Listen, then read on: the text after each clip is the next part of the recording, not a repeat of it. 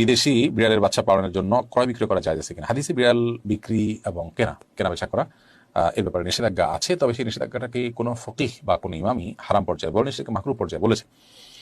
অবশ্য অনেক ইমামগণ বলেছেন যে অনেক হাদিস বিশারদগণ, হাদিস বেত্তাগণ, হাদিস ব্যাখ্যাতাগণ বলেছেন যে নবী সাল্লাল্লাহু আলাইহি ওয়াসাল্লাম যে বিড়াল কেনাবেচা করতে নিষেধ করেছেন, এর কারণ হলো যে বিড়ালের মতো একটা সাধারণ জিনিস, সেখানে কোনো মানুষের শ্রম মেধা অর্থ কিছু ব্যয় হয় না, এটা আবার কেনাবেচা কেন করতে হবে? এটা যদি কারোর অতিরিক্ত থাকে কাউকে দিয়ে দিবে, এই তুচ্ছ জিনিস কেনাবেচা করাটাকে তিনি অপছন্দ করেছেন। জাস্ট বিষয়টা এই পর্যায়ে, এর বেশি কিছু নয়।